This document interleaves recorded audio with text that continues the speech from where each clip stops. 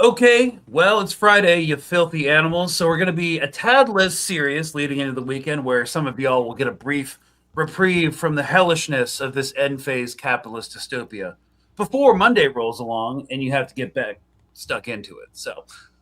But before then, we are going to be talking about Graham Plattner and how the establishment of the DNC is using him to effectively do an anti-progressive coup. He should have never been in that position in the first place. We're also not going to be talking about UFO disclosures this time, like we did last week, and instead focus on all the fuck shit ICE is up to, which is getting no media coverage. If you weren't tracking, they murdered another person, but he wasn't white, so it's not blowing up. But Houston, Texas, is absolutely up in arms. They're doing massive mobilizations of ICE out. So Mark is on vacation. So it's me, Maggie Freeling, Pulitzer Prize-winning journalist, coming to us from Austin, Texas, 2 rooms away in the living room, and Constanza Eliana Chinea, a bilingual journalist and inclusive producer living in LA. She has contributed to the LA Times, KnockLA, the Young Turks, Latino Rebels, LA Public Press, amongst others. In 2022, she co-hosted and produced the Spotify original podcast Stranger Fruit. She runs her own media company, also independent, focusing on social justice, politics coverage, centering marginalized perspectives. And she hosts the Political Pendejadas podcast, covering political and social justice topics with influential guests, and coming to us from LA. Thanks so much for coming on. Yeah, thanks for having me. Yeah, so this is kind of like the Friday episode. It's super free form. We're going to talk about important stuff, but less rigorously than we usually do. And we like to highlight the absurdity of American politics on Friday. I don't know if you guys may have missed this political ad. It might be the greatest political ad of all time because it addresses no working class issues and just focuses on China. How hard am I gonna crack down on China? Well, here's... This is Marsha Blackburn. I think she's running in Tennessee. Yes, Tennessee first. Yeah. Okay. Rolling it back. How hard am I gonna crack down on China? Well, here's a clue. Marsha Blackburn worked with President Trump to take on communist China. As governor, Marsha will fight to protect Tennessee land from Chinese front companies, close loopholes, and hunt down every communist who tries to defy us. It doesn't take a fortune cookie to figure it out. Here in Tennessee, we're going to stop communist China and protect Tennessee land. Look, it's just a lot to unpack, right? Oh my God, there's too much. It's we're cracking down on the communists. Honestly, it's brilliant. It's honestly whoever made that has the most brilliant inherent racism in them to make that commercial. It's so good. It's so good. But also it's such a satire of itself. It kind of reminds me of when Caroline Leavitt got her lip fillers before the massive piece broke, and those whoever did her lip fillers or injections was part of the resistance. Yes. Oh my gosh. Wow, that was so unhinged. It feels really camp, doesn't it? It feels super camp. Well, that's what I mean. It's really good. It's obviously really bad. It's yeah, no, that was a car wreck, but a really campy one. That was insane. That's the first time I've seen that. How did you even find that? I mean, for the Friday episode, I just troll the most unhinged aspects of the political universe and just find that stuff. So Marsha Blackburn, nutty. Wow. Holy shit. And Chinese front companies buying up American businesses and properties, especially here at agricultural land in Texas, is actually a big problem that we need to address. But if you're just going to address it by crushing fortune cookies and we're going to stand up for commies, it's probably not it. So. Oh my God. Okay. I don't even know where to start with that. I know. No. But this is where the rhetoric's going, right? because Islamophobia is kind of controversial right now because like some people on the right are also not stoked on Israel, and Right. You can talk about Antifa, but that's kind of like old and tired. So like they're trying to reinvigorate the Red Scare propaganda, especially when going into this National Defense Authorization Act, where you're a terrorist if they can largely label you as anti-capitalist, Islamist, or like Antifa, right? So Right. Yeah, I feel like I was surprised that she didn't squeeze in a couple of those. Like props to her for keeping it very focused on I am a racist towards communist China. She stayed right on track. Yeah, I'm truly, I don't even know where to start with this. Yeah, it's definitely Red Scare for sure. And I actually talked a little bit about this because we're having this like weird shit even with the Democrats around like, we're not socialists, we're capitalists, right? And it's like, again, a continuation of the Red Scare, but on the left. And so I don't know, it feels so insane for the right to be like, yeah, we're going to bring back McCarthyist style propaganda and like platform ourselves on being very anti-China and very anti-communist. Yeah, it's just nutty to me. Like, you can't help but laugh at it. Mm-hmm. Yeah. Well, we also have plenty of smoke for the Democratic establishment. But before then, yes, let's show our first guest our new title sequence for the Friday episode. All nations to do everything they can to stop these terrorist killers. Now watch this drive.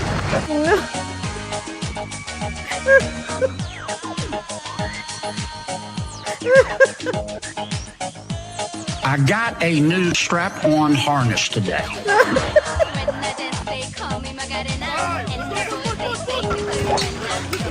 It will fit my favorite dildo perfectly.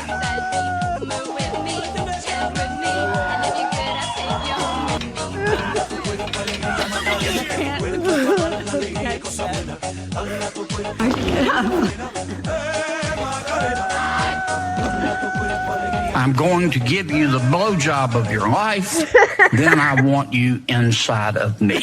This was my ass, and I was struggling to imagine someone inside me. This was my ass. I mean, is Mitch McConnell dead?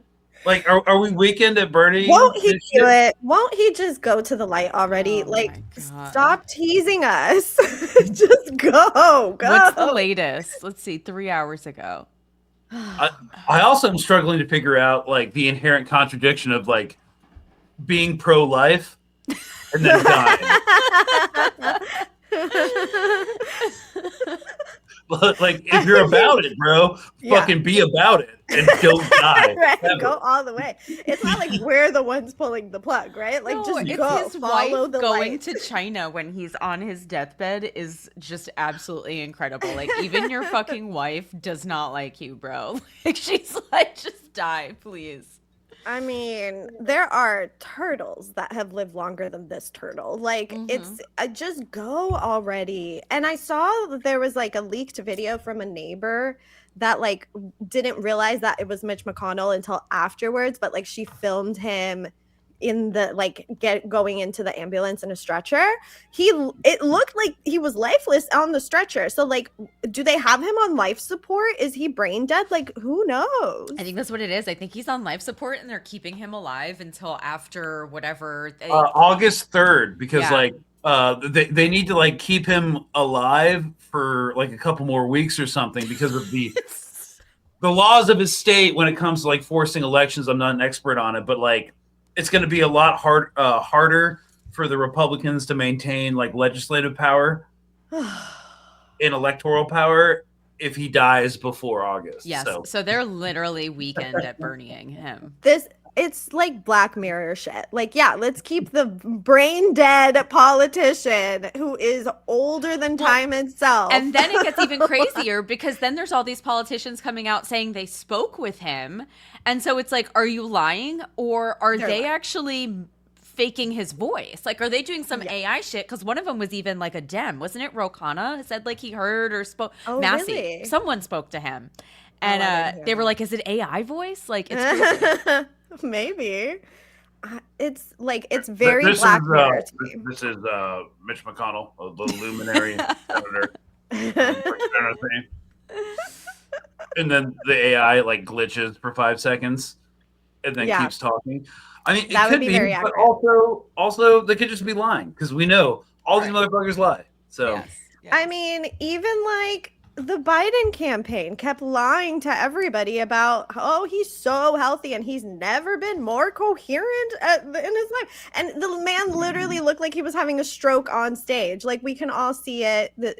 Just stop lying. So, like, both sides love to lie to the people to not stress them out or not make them anxious.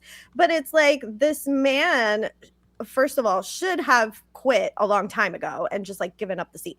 But second of all, to keep this old fart alive for as long as possible, just to make sure that the Republicans still have an advantage, is demonic. It is so demonic. It's so gross. It is. Like, I hate the man, but like, I kind of feel bad for the turtle now because he's like being kept alive for what? For political.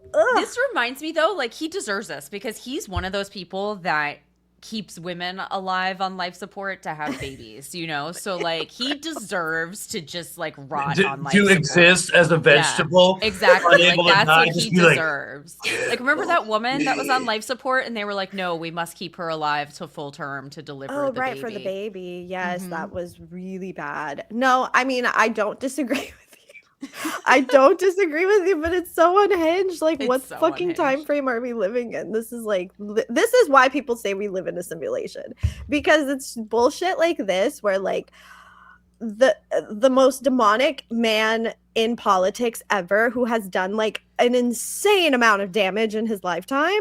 He called himself like, the Grim Reaper of progressive because he just existed to only kill them. Right. And I'm like, where is the Grim Reaper now? Like, go, just go. Yeah, just take him. But I mean, that we started with the campaign ad about like crushing fortune cookies, and it only, in terms of the simulation, it really only gets worse. Here's a compilation of Fox News pundits talking about James Tallarico down here in Texas. Some Democrat, no, this person is a demon in human skin, and they need to make sure he does not go anywhere to the nation's capital where he can actually do some real damage. Meanwhile, in Texas, Tallarico is getting his hands on whatever meat he can. He's still trying to convince us he's a carnivore, not a freak. He looks prepubescent. Yes. He looks like such a beta male. He was Beta O'Rourke was his big brother in the after school program. They'll say, but he's a seminarian. How dare you not? He put the semen in seminarian. Okay. Well, it doesn't get better from here, folks. He puts the semen and seminarian. Are these like weird gay jokes? Like, what is happening? Yeah. They're trying to like say he's like not straight and beta. Also, he doesn't eat meat, but he clearly does. And his girlfriend's actually like really attractive. And like, and of course he has a Christian background, but apparently he puts the semen in seminary. James Tallarico is a guy who could be played by Elliot Page in a new Christopher Nolan movie or a Subaru ad. I can't call him a man. Who knows what gender he is? But yo, Stephen Miller talking like literally the pinnacle of human masculinity. They're not going to elect an individual, an entity who has said the thing that he loves most in the whole world are trans children. He's a weird, strange, bizarre, fucking Neanderthal, totally unelectable human who is never, ever, ever going to be the senator from the great state of Texas. To get men to vote Democrat, let's pretend we're interested in what they're interested in. And, well, we're so dumb. It's like, duh, me like sport, throw ball, me vote for gay elf. You know? Yes, a gay vegan is definitely going to win in Texas. Okay. Not gay and not vegan, for the record. That was the best part. Like, he doesn't want to get fucking sued. So he just has to say, for the record, after calling him a gay vegan, he's not, though, for the record. That is so incredible that they have to stoop so low to just like what this man looks like and the food he eats. Like, that is just incredible. No, because we were talking about this yesterday because he's running against Ken Paxton, right? Right. And Ken Paxton is just so embarrassing because he's had so much like sexual misconduct. And when we talk about Plattner, we'll bring this in. Republicans and the conservatives do not give a fuck. Like, if Graham Plattner was like their champion, and this is something we have to recognize, they wouldn't care. You know, if no, they wouldn't care. They wouldn't care. Came out. You know. Yeah, I mean, the whole Stephen Miller clip was just funny because, like, is he trying to be Trump coded? The way that he talks now is very like, you know how Trump talks with the lips. It's like Stephen Miller's trying to copy Trump when it was just weird, and also like he looks like a human dildo. Let's just like call it what it is. Like, that's he what looks I was like say. He looks like a micro penis. Is He exactly what does. he looks like. He absolutely does. So he has zero room to be talking about Tallarico. What I find hilarious though is like they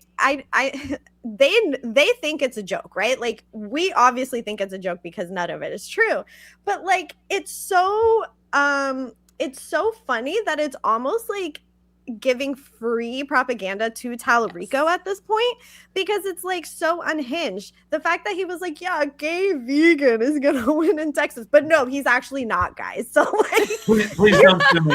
Please don't sue me. Yeah. Give him the position already. Like, yeah, you're basically doing free advertisement for Tallarico.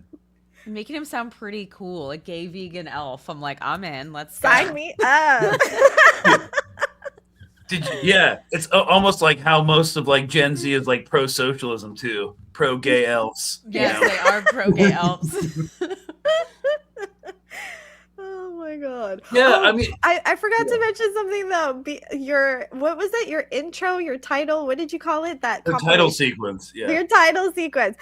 The way that you put Hillary Clinton in there, I'm literally still wiping away tears from my eye because. Okay, but that's a real video with the Macarena playing from the DNC. She's out of her mind. But, I know. It's like it's bringing back memories. I think that's the first political clip I ever remember because I was like 6 years old. I mean, my parents were Democrats. They were watching the DNC, and I just remember all those friggin' freaks and war criminals like dancing. I didn't know at the time. You know, I had my parents' politics at the time, but like all doing the Macarena in 1996. And I was like, you know what? If they did that in 2016, Trump never would have won. Never would have. They just had to bring back the Macarena. Yeah, justice for the Macarena. She lost because she wasn't dancing like that. It's so, yeah, you're so right. Like, in hindsight, had she done a full-on Macarena concert, it's in the bag. It would have been in the bag. It just really proves the voting population that she was a human person and not like a reptilian outer space overlord. You know, the way she's clapping, she looks like a reptilian overlord. Like, this is what my human skin suit does today. Yeah, but it's been a really embarrassing week for politicians. Of course, like it's really too much to unpack. But we had. Let's talk a little bit about. So basically, CNN said Michigan Senate candidate Abdul El-Sayed has launched a website that plays his opponent, U.S. Representative Haley Stevens' remarks about Israel on an endless loop. That's incredible. First of all, it's a great idea to do a website like that and like take a bunch of. That's brilliant. Yeah, very smart. This interview was not good. Your opponent, Abdul El-Sayed, who has criticized you on Israel in particular, and of course with the war in Iran back at the top of our show, back at the top of the headlines today. I want to play something that he has used to create a website attacking you. If you go to the website, it just plays this on a loop. I want to show it to our viewers. We'll talk about it on the other side. Watch. Show it to the viewer. In the United States Congress, I will continue to fight for the people of Israel. I will continue to fight for Israel's existence. Israel comes to me in my dreams. I see Israel's future. Oh. What? How would you characterize the remarks you were making then, and what impact does this have now?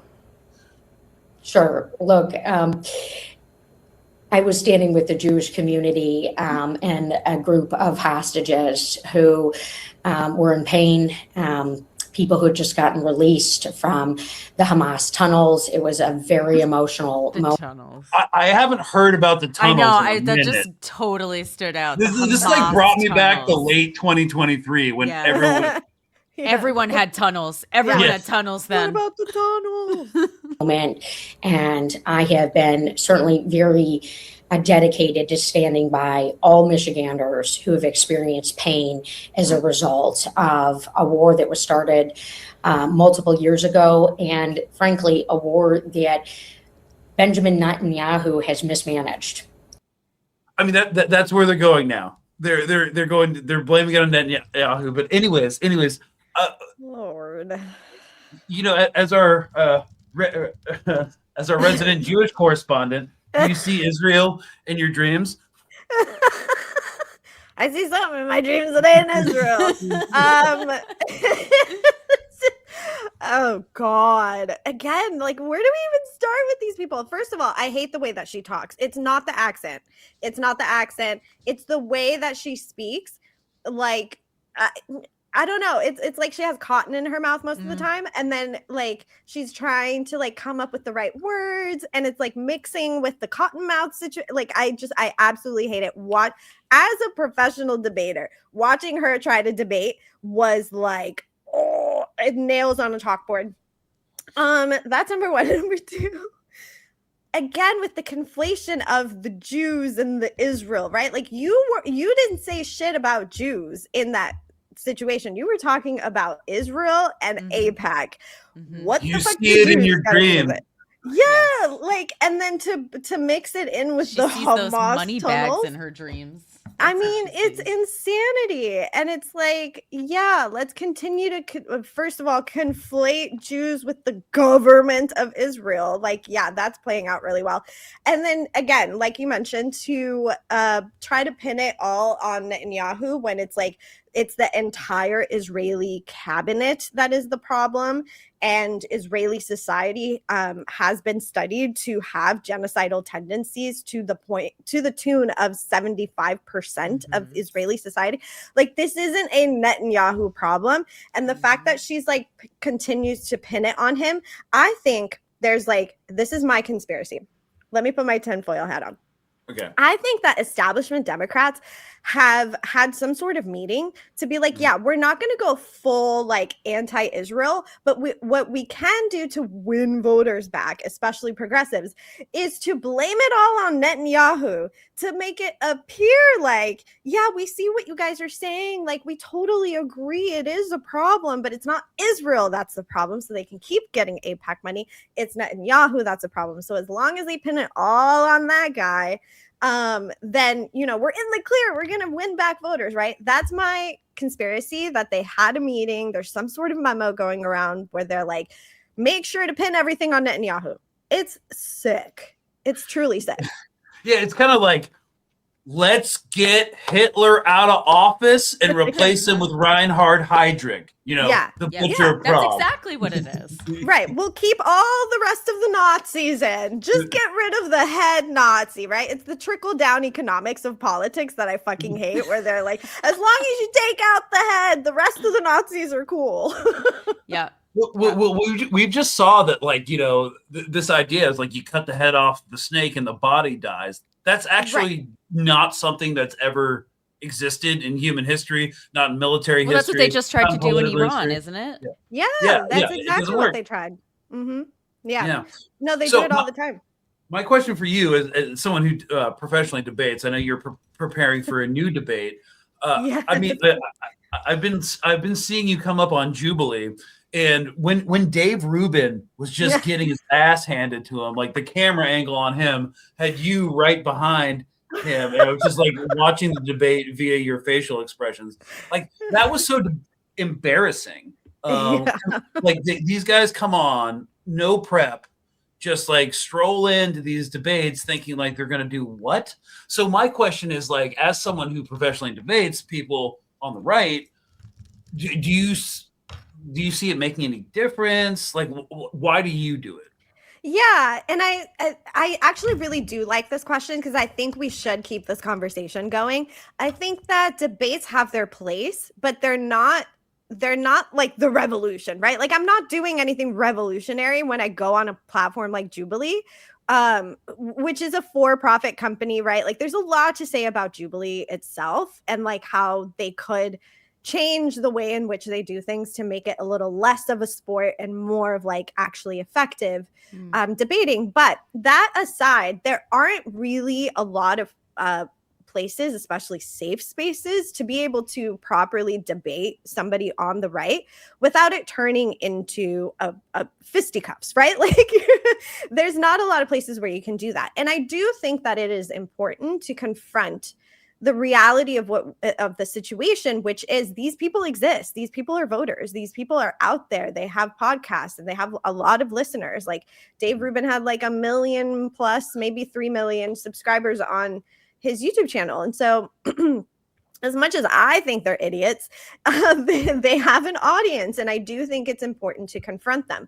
Do I think it's revolutionary work? No, absolutely not. Debating is essentially, it's not entertainment, but it is performative, right? And I know that. I realize that. So when I do these types of debates, what I'm attempting to do is not convince the person in front of me, but to try and speak to the people who are watching, who might have some semblance of critical thinking where they're going to be like, wait a minute, she said this, he's saying that. Maybe let me go Google real quick for 10 seconds and figure it out. And that is my entire point in doing this. And then once I'm able to go on my own platform and be like, look, here's the fact check. Here's like what I said was actually true. And here's, how you can effectively talk to, people who are your family members who might have maybe not like aren't fully Dave Rubin grifters, but like have some of this type of ideology that they've been consuming. And a lot of people do have family members that are still stuck in that world. And so I do think that it's important to effectively communicate, especially when you're on the left, because I think the critique about progressives is that we don't know how to talk to people who disagree with us. And I do think there is some truth to that because we do tend to silo ourselves. We do tend to segregate ourselves and put ourselves in a progressive bubble, which is partly out of, safety, like mental safety, especially for people of color. But I also think that it could be to our detriment because isn't the whole point to get people to become more progressive? Like that should be our goal. And so, yeah, when I go on Jubilee, like that's my whole point. Now, when I do agree with some of the criticism around like, should we be debating fascists? No, I don't think so. I think fascist is like where you should draw the line. I would never debate like somebody who's like a current KKK member, for instance. Like I just don't. Or someone like Matt Walsh who describes himself as a Christian fascist. Yeah. Right. Like I wouldn't debate those types of people, but there are people that I feel like it is going to be effective to the audience, not to the person you're debating, but to the audience, to at least show that like you're not just thinking ideologically, you're thinking practically, and you're also rooted in reality. And that's my whole thing about it. Yeah, no, I think we need to be dogpiling this from every angle. Like personally, I do not endorse the electoral system. I do not think that reform politics are going to work. I do not think that even if the DSA does a massive dogpile and sweeps the House or the Senate, that legislation could actually be put in effect soon enough to actually make a material difference for people. Because we're here in Texas, Corpus Christi, one of the most iconic cities in the state, is going in under water evacuation next year. There's no water. There's freaking no water. Okay, so yeah, fucking DSA storms New York. Fine. That what's that going to do for me here, living where I live? But yeah, no, we were using the infrastructure of the campaign to reach people that I never thought I'd be able to reach, because you use the volunteers, you go door knocking, you host events, and people who like describe themselves as like independents or non-voters are actually like engaging in political life. And that's something we've seen. Well, here's one of the things too, and I think with debating and doing like being in person, what you do, I think one of the things I noticed, Greg, is like when we're out on the campaign trail is when someone meets you, like I just can't stop thinking about that wife of the judge, super conservative judge in the district, and his wife was just talking to us, and I remember her just being like, "Wow, you're really cool." Like she just like just to tale as old as time, you're afraid of what you don't know, and then you meet someone and have a conversation, and it's like, oh wait, actually, like you're not some terrifying communist that's gonna kill me. Like she actually was like, you have some really good ideas. Like it was really fascinating. Yeah. And that's a very psychological thing. And like when you do politics so much, and for as many years as I've been covering politics, I think what you start to realize is that propaganda is effective because it's emotionally manipulating people's minds, right? Like they are being pushed towards a narrative that it doesn't necessarily reflect reality, even though they might be using like certain clips from somebody or trying to use somebody's words against them, right? And what you start to realize is that the reason MAGA is such a cultist type of politics is because they have also siloed themselves, right? Like they've segregated themselves from the rest of society. And like, you have entire families who are MAGA, right? Like not just Republican, not just conservative, but actually MAGA. And it's that groupthink that fosters in that segregated state. And unfortunately, I think some progressives also fall into that, where like they don't want to deal with anybody. They don't even want to deal with liberals. They don't want to deal with anybody who doesn't necessarily fit fully into that progressive ideology. And I don't think it's a cult by any means. I think MAGA is a cult for its own reasons. But I do think it is to the detriment, because our the entire point of being a progressive is to progress in politics. And we can't progress if we're continuing to silo ourselves and distance ourselves from the rest of society. And so I think, when I have conversations with people on the right, or I'm, doing debates, I don't want to be their friend. Like I'm not inviting them to my family dinner, but what I am doing is showing them I am calm, I am collected, I am not emotional right now. I'm speaking facts to you, and I'm a real person. I'm a real person in front of you who's not trying to kill you like freaking Dave Rubin trying to say afterwards to save face. I'm literally just sitting here. So wrecked. Yeah. He got so wrecked. He was like, these leftists were trying to kill me, and I was scared for my life. Yeah, no, it was like she can tell you more about it. They had daggers in their eyes, and like my assistant wanted to like step in case anybody like tried to murder me, and we're like, there's literally security guards everywhere, like no one's trying to kill you. But yeah, it's like, I'm a real person who has real beliefs, and I'm sitting here talking to you about the factual evidence that I have. And, he also tried to say like I was yelling at him or something like that, or we were yelling at him. And like, none of that is true. Everybody was very calm, collected. You saw the debate. Most of us were laughing 80% of the time because it was ridiculous. Like, so yeah, I don't know. I just think like, I think we have to learn on our side to articulate and communicate our positions much more effectively so that people can become progressive. Like that should be the whole point, is that we don't want people to continue to silo themselves and join political cults. We want them to think more critically. And a part of that is being able to articulate your position so effectively that it makes other people think and be like, is that actually true? I don't think so. And I think that's some of the effectiveness of some of these politicians like Mamdani, who, you know, we can critique for, you know, some of the things that he does do wrong. But I think what is effective about him is that he effectively communicates his position so well that even people who were generally voting Republican or conservative were like, but you know what? Yeah, the rent is too high. And, you know, I do want universal health care and I do want childcare. Like that shows the effectiveness of how he's able to communicate his positions to, you know, voters who would otherwise be like, yeah, I don't want to fuck with this guy. So we should be able to do that more often. Yeah, you know, Maggie mentioned this Meet the Candidate forum that we did a while back, where she met the wife of the judge. I was also explaining to someone, because they were like, "Where are you politically?" I was like, "I'm independent." And they're like, "How do you feel about Zohran Mamdani?" And I was like, very effective. He's brought people from the left and the right together. Have you heard of the MAGA from Mamdani movement?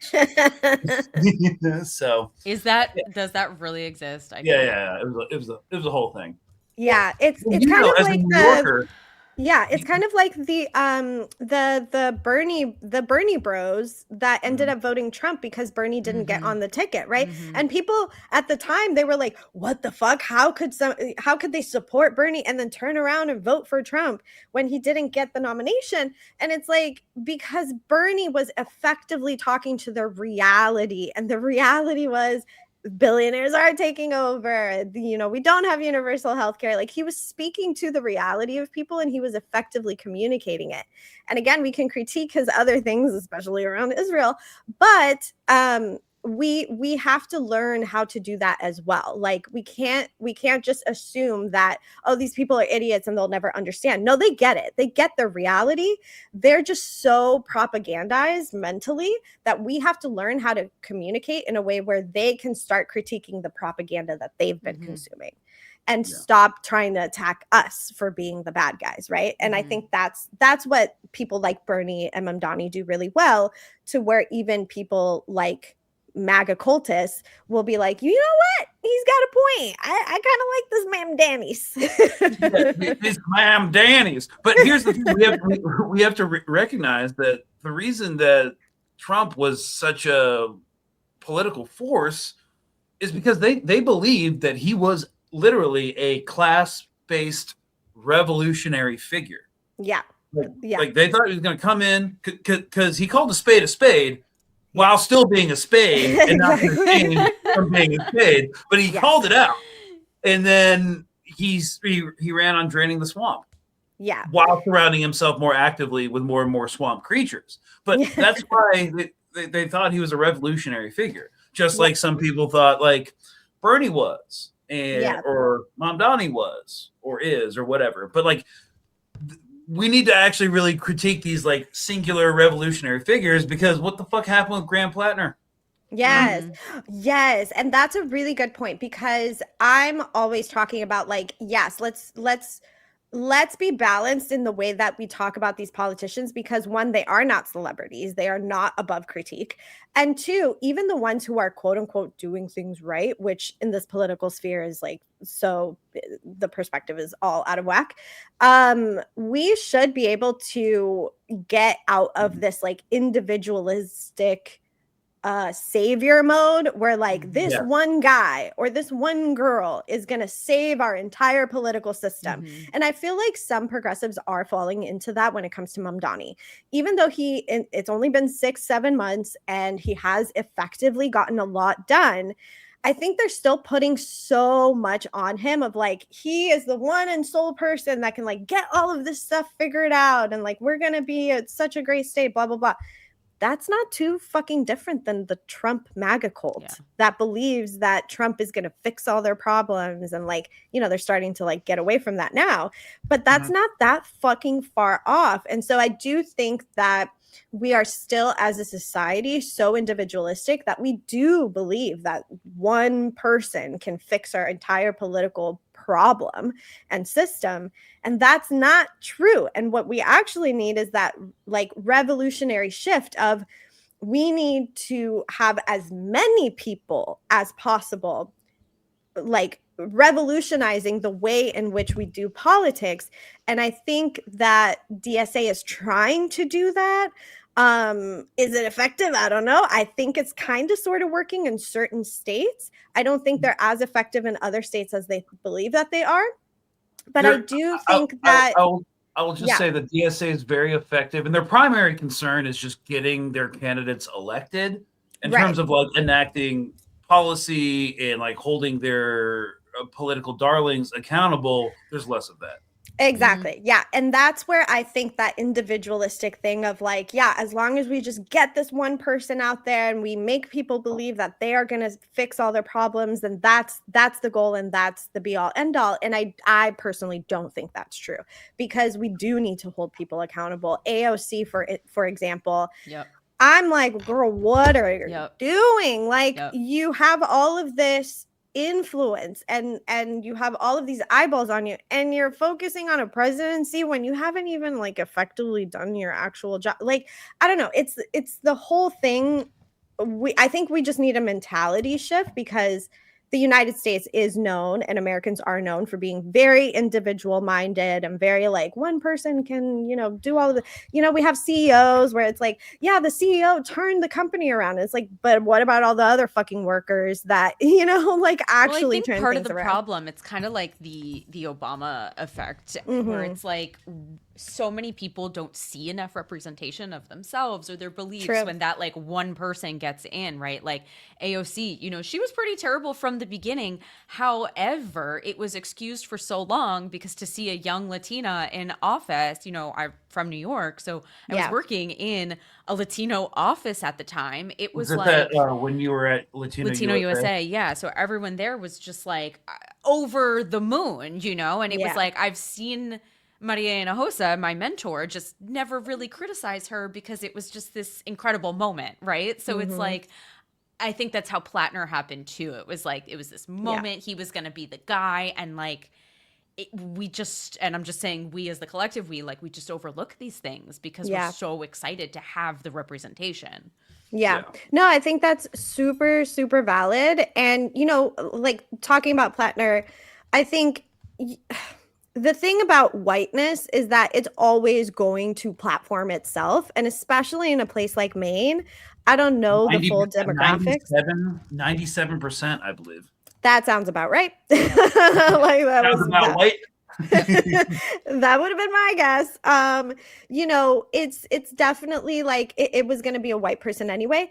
But I do find it so fascinating that even with all of this man's red flags, that they still were like, no, yep, this is the guy that's going to revolutionize everything. And he was being platformed everywhere. I even saw More Perfect Union doing pieces on him. And I'm just like, guys, like, I don't think we're vetting this guy properly. And now it's coming out after this whole scandal that it was actually like two very weird fucking consultants that decided he was going to be the guy. It wasn't even a democratic process. And now he's crying about, oh, it's not a democratic process. Whoever's going to replace me. And it's like, you, sir, need to just move on and let people actually decide, because you weren't even decided by the people. That's where I want to know, like, where did this all happen? We were talking yesterday with Greg's team about, his vetting process and him hiring people to, do background Oppo research on himself. It's like, how did none of this come out? Like, what are we doing? Like, they must have done nothing, because like personally for myself, when I'm talking to my team about like prepping an Oppo research team, like we did one round early on, but it wasn't like super in depth, and we didn't hire professionals really. So we're going to do that now.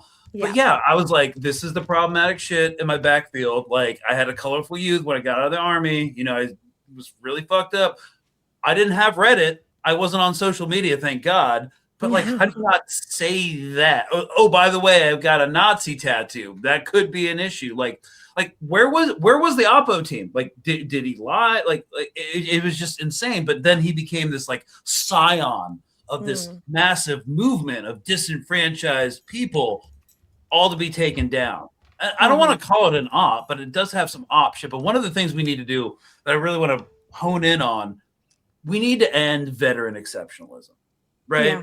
Like, especially with political candidates. No one's doing well. And it's not just like Republicans who's like, I'm a former Navy SEAL and, you know, I hate women and they shouldn't vote. It's also like on the Democrat side, like this is a person running in Virginia. I'm a tank commander in the Army because I've never backed down from hard things. And raising 4 kids, 5 and under, teaches you how to push through the chaos. But right now... Can we just, like, obviously, I don't think she has the same skeletons in the closet as Graham, but, like, why are we leading with I was a former tank commander? Like, can we also not? And so Zoo... the field organizer for About Face Veterans Against the War, she was on the flotilla with me. She posted this video, and she's also a friend of the show, about veteran exceptionalism yesterday. We need to end this idea of veteran exceptionalism. What happened with Graham Plattner was not surprising to me. I'm a leftist veteran, a real leftist veteran, who has accountability for the actions I took being in the U.S. Army. Any veteran who is saying they are proud of their service is suspect, because what are you proud of? What did you do? Have you unpacked that yet? I'm not saying every veteran is bad, but also 3 out of 4 women in the U.S. military is sexually assaulted. There's a lot of rapists in the U.S. military, and there's a deeper conversation to be had about why that is. And one of the big indicators is men who join the all-volunteer army are twice as likely to have reported unwanted sexual touching before 18, which statistically makes them more likely to become offenders. I am working on longer form content right now about this and the other things that drive people into the military, because it's not technically a poverty draft, it's a trauma draft. Mm-hmm. Yeah, and that's one of the things about Graham, like Plattner, and just like myself, like it's all childhood stuff, you know. And I've told like Maggie this, like it's existed before. Like I went into those spaces because I grew up in a dysfunctional background, and also there was a military history in my family. But yeah, like that's like one of the main things. If you don't really disavow, you're like, I'm never going to trust you, because you know, I was for such a long time so proud of like passing Ranger selection and becoming a Ranger. But then again, I was walking past my battalion colonel one day and he was talking to an officer from another unit, and I just heard like, yeah, this thing about Rangers, they're like used cars. You drive them till they can't drive anymore, and then you buy a new used car. Oh my God. So like, what the fuck pride am I supposed to take? And like that's what the upper command echelon thought of all of us with our tan berets and being cool with our unit patches and stuff. Like that's what they think of you. So like, why are you guys still taking pride in service? I don't get it. I'll never fucking trust them. Especially, obviously, this woman who's running for Congress in Virginia is not going to be as problematic as Plattner, I'm assuming. But like, why unless are you she fucking becomes leading? a Quran burning, what's her name?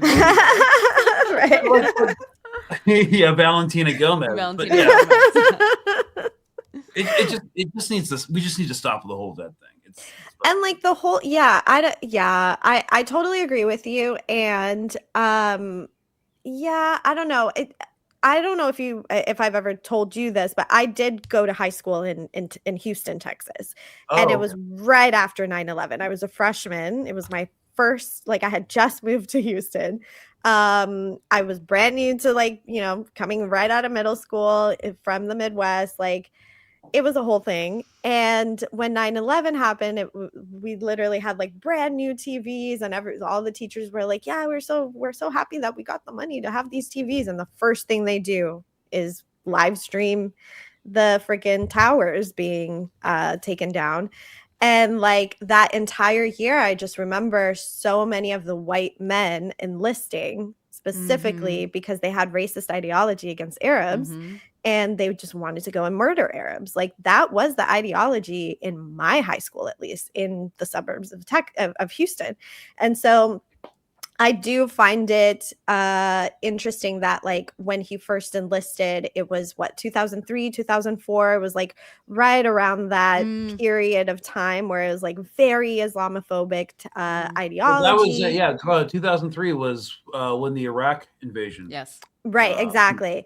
When they shifted from being like, yeah, we're getting revenge for our towers, and now it's like full on invasion of Iraq. And that was all rooted in racism, right? Like we know that now. And so yeah, I always question why we're not questioning these people and like their intentions in being there, because as a high schooler, I knew very loudly why these men ended up entering military service. And then on the opposite end, I'm from a colonized territory of the United States, which has an incredibly high military recruitment rate because especially in the Marines with Puerto Rico. Yes, yeah. Exactly. I have family members who are in the military or were in the military, are now retired.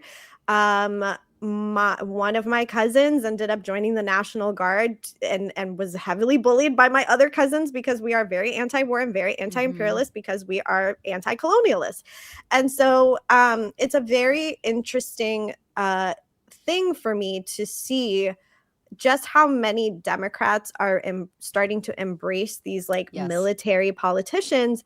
That is so fucking weird to me. Like, why are we doing Is it a that? new thing though? Because I felt like Democrats have always like I'm third generation Army in my family. Yeah.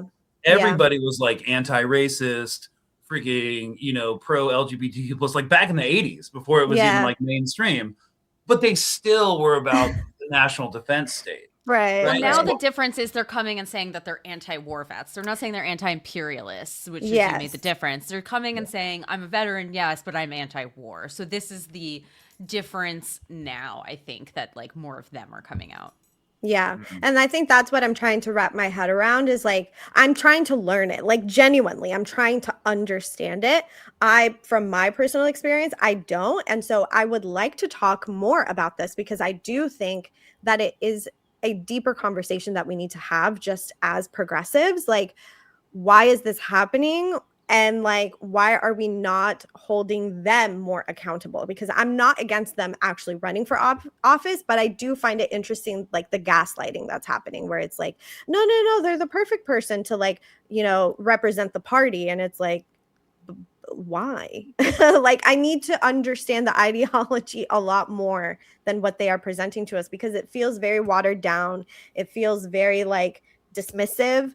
And it feels like, I don't know, I feel like I'm being gaslit constantly. And now that we're seeing, him having to drop out, not because he knows he's guilty, but because the establishment is like not I'm like, the establishment loved you. What are you talking about? It's weird. It's very weird. And I'm trying to understand it in real time. Yes. Likewise.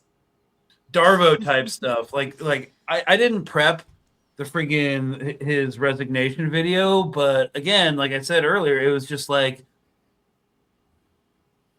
the allegations happened. She went on record, right? Yep. And all he did was say they're false. Moving on, the establishment. Yep. Great vague. It was powers an 11 that minute of him whining. It was yeah. I mean, but like that's kind of why I never really fucked with him. I didn't do like any attack pieces or hit pieces on Graham Plattner, but like over the past few months, I've been going on to podcasts and other interviews being like, look, I just don't trust veterans who don't disavow their service. And he said he's still like proud of being a Marine and freaking he loved combat. That's just like there's so like if you're like that and you cop freaking allegations, because like rape in itself is more or less about like sexual gratification, more about power and domination dynamics, right? We see this with the Israelis. Yeah. So if you're still about imperialism as a veteran, I was like, oh, I don't know. Like, it's like military service members in terms of like domestic violence have similar stats. It's not as bad, but almost as cops, Yes. I feel like some people, though, like when you're talking about a generic, general voter, don't really know the difference. I think that's maybe something you could talk about, Craig, is like when you see these people, how do you have the literacy around what what their policies are. What is anti-war? What is, being anti-imperialist? What is the things people are looking for? I mean, it doesn't help that we have generationally been uneducated by the ruling class and the powers that be. Like, it's kind of hard to make a clear difference with people that are at a 5th grade reading level, right? Which is most of this country. And it's been manufactured that way so that we wouldn't be able to distinguish, and we can keep like being led in circles, right? So, Yep. Anyway, I have a heart out, babe. I gotta go. Okay, cool. No, we'll wrap up. I wanted to talk about. Okay, Maggie's gonna hop off. I'll just close it out. Like, yeah. I think we wanted to get to ICE, but we will. We're gonna do a whole episode because Actually, babe, I can't leave the studio because of my recording, so I'm just gonna close my video and mute myself. Okay. Yes, I will remove you. Okay, cool. Thank you. Bye. It was so great talking with you. You too. Yeah. Before we wrap, we got like a couple minutes left. Yeah. People just need to understand that every time there is an ICE killing or cops, they say that a vehicle is charging them and that they have to shoot. Like but these people are so stupid because they're directly trained to not shoot moving vehicles because that doesn't do anything. Yeah. You just get out of the way, right? Learn that in the military, cops learn it, ICE agents learn it. They just keep using this lie year after year to retroactively justify these killings. Yes. And I don't know, what are your thoughts on it? I'm just kind of at a loss. How they're clearly lying. Yes. Using the same lie, and there's no accountability. There's no like critical thinking about it. It's wild. Yeah. I think it goes back to what the whistleblower that testified in Congress said of like, he basically said, I was asked to cut our training in half, the training that they're supposed to be getting generally, which should have been a lot more training, in my opinion. I was asked to cut it in half for no other reason than we don't need our ICE agents, especially new recruits, to know what they're legally required to do, and we just need them to like round up people and put them in concentration camps. I think it goes back to that. I think Stephen Miller has been very clear that he does not give two shits about human life in general, but especially about Black and brown people and their life. And so I think that they are indirectly, not explicitly, being told, do whatever you got to do, including shooting people, and we'll protect you. I think that's what's actually happening. And unfortunately, we have seen that there are no consequences. I mean, how long has it been since Alex Preddy and Renee Good were murdered?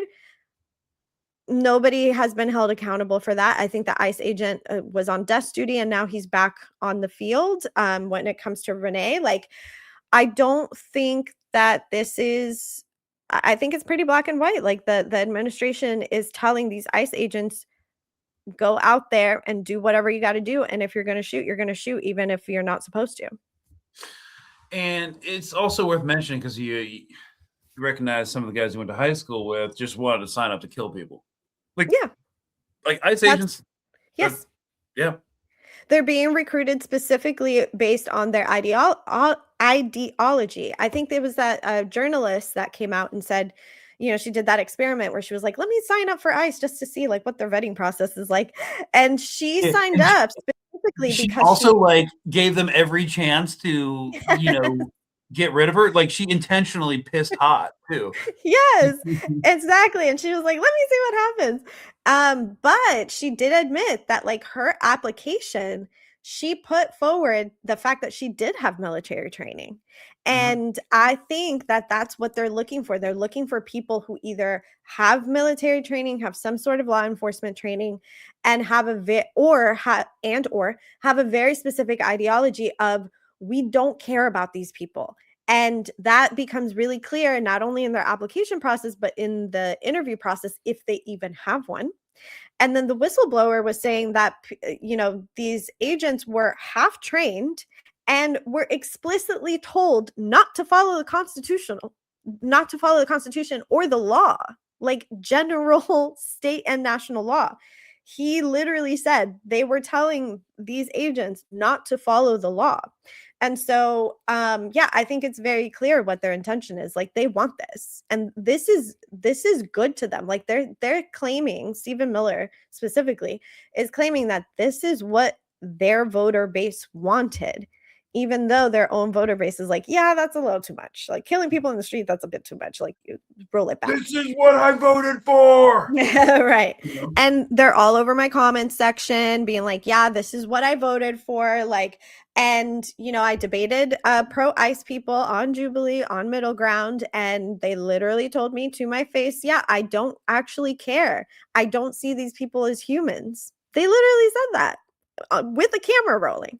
So, yeah, I think like Israeli society, we have a very sick faction of our society that has dehumanized migrants, Black and brown people specifically, for so long that they just don't care. They just don't care. And we have an administration that is not going to hold them accountable.